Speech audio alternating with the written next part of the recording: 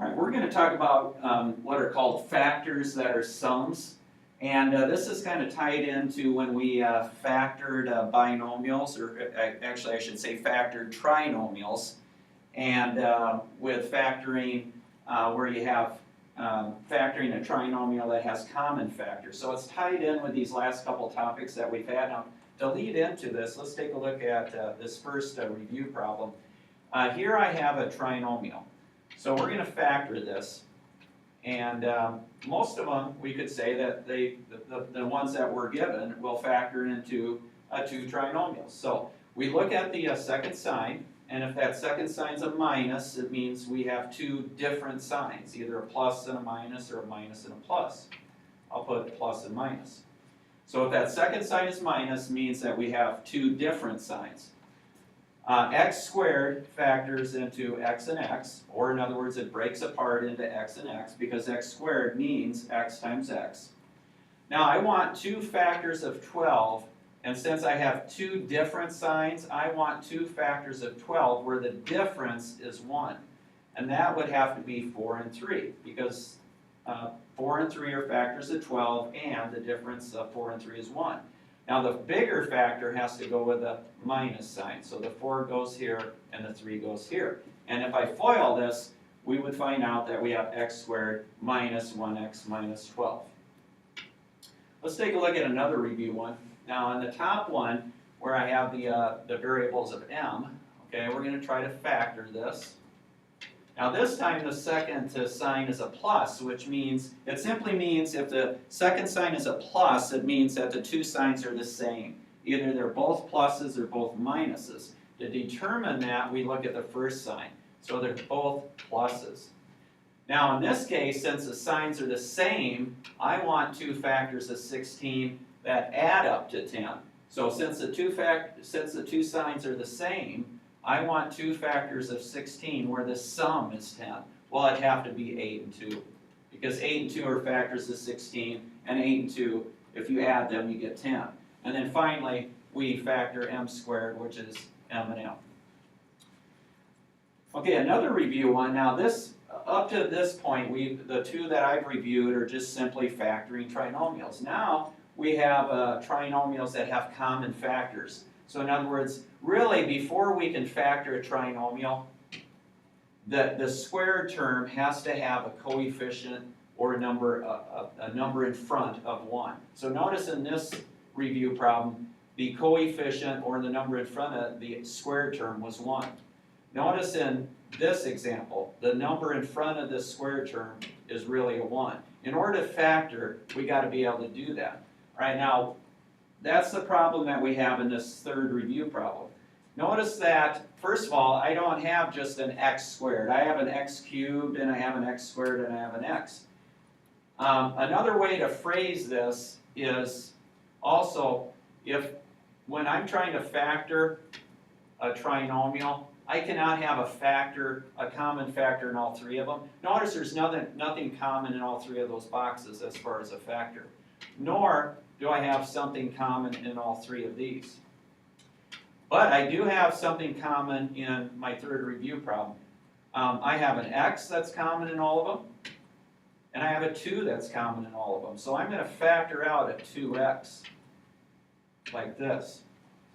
Now I'm going to take out a 2x. So in other words, now I'm going to use the distributive property in reverse. So let's see here. 2x times what would give me 2x cubed? Well, it'd be 2x squared. So let's see, 2x times x squared. X times x squared is x cubed, and I'd have 2x cubed, so that makes sense. Plus, let's see, 2 times what is 16? 8.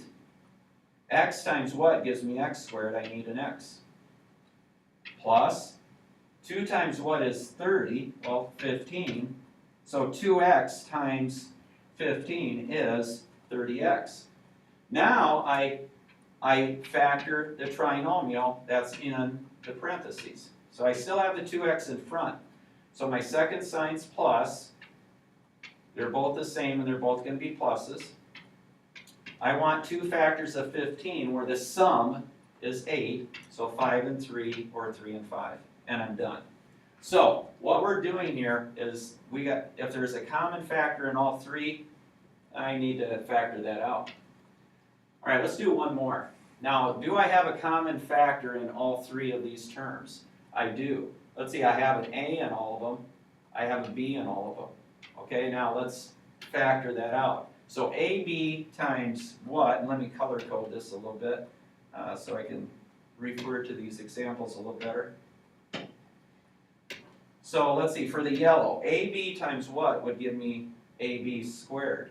ABX squared. Well, I gotta have the x squared, right? So let's check it. Let's see, AB times x squared is ABX squared minus.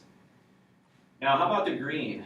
AB times what would give me 5ABX? Well, I need a 5 and I need the x. So let's see, AB times 5x is 5ABX minus 24. Let's see, AB times 24 is 24AB. Now, a couple things to check. I do not have a common factor in all these, so that's good. And notice that what I said before, the number or the coefficient in front of the square term is a 1, so I'm good. I can factor it. So AB times, let's see, we're hoping to factor that into two binomials. Second sign is a minus, which means I have two different signs. And I want two factors at 24 where the difference is 5. Well, 7, let's see, actually 8 and 3. So the 8 and 3 are factors, and the difference of 8 and 3 is 5. The 8 has to go with the first sign. The bigger factor goes with the first sign. And I'm done. All right, finally to the new topic, example 1. All right, now we're going to talk about factors that are sums. Okay, now let's look at all three terms here. Is there something common in all of them? And something that should really stand out is I have an x minus 1 in all of them. So now I'm going to take that x minus 1 out and see what's left. So here's, again, so I can refer to this. All right, let's do the yellow part. Let's see, I took the x minus 1 out. What's left? Well, x squared. Let's see, what's x minus 1 times x squared? Well, it gives me x minus 1 times x squared. Plus, take the x minus 1 out of this, the green part, and what I have left is 7x. So if we check that, x minus 1 times 7x is 7x times x minus 1. Plus, factor out the x minus 1 in the red part, what's left is 10. Now let's check the what I have in the parentheses. First of all, is there anything common in all three terms? No, that's what we want. Do we have anything, what's my coefficient, or what's my number in front of the square term? Is it a 1? Answer is yes, so we're ready, we can factor this. So I keep the x minus 1, and then we factor the trinomial. So both signs are plus. Let's see, two factors of 10, where the sum is 7, 5 and 2, or 2 and 5, and I'm done. So really, these are about the same. Let's take a look at example 2. Is there anything common in all of them? Well, I've got a y plus 1. Okay, that should seem pretty obvious. And I have an m that's common in all of them. All right? Do you have an x in all of them? You don't. So what's common is an m and a parentheses y plus 1. Now, what's left then after I factor out the m parentheses y plus 1?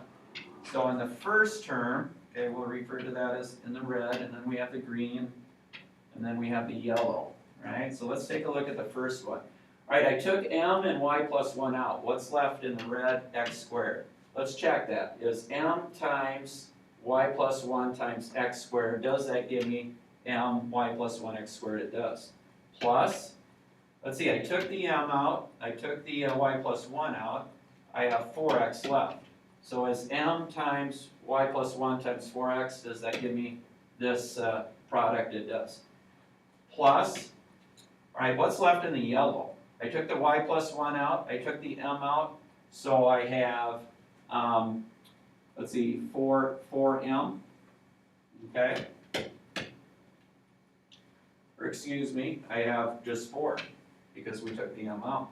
All right, so let's check that. Let's see, m, this whole thing times 4 would give me 4 y plus 1 m. So I'm good. Right now, we got m times the y plus 1, and then now I'm going to factor the trinomial in the parentheses. So both signs are the same. X squared splits into x and x.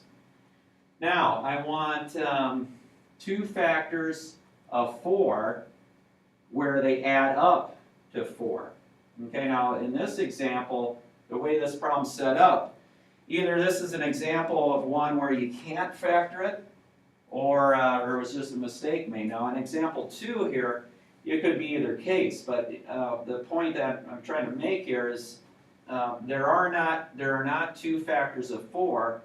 Actually, my mistake, there are, because I'm not thinking of 2 and 2 would work, wouldn't it? Okay, so, and I'm going to have to just finish this out because with the signal on this here, I'm not getting a good signal. So you would finish this out by having m, y plus 1, x plus 2, and then x plus 2, and that would work. 2 and 2 would be factors of 4 that add up where the sum is 4. Okay, so the topic here is called factors that are sums, and it's pretty close to being the same as what we had before, a little different.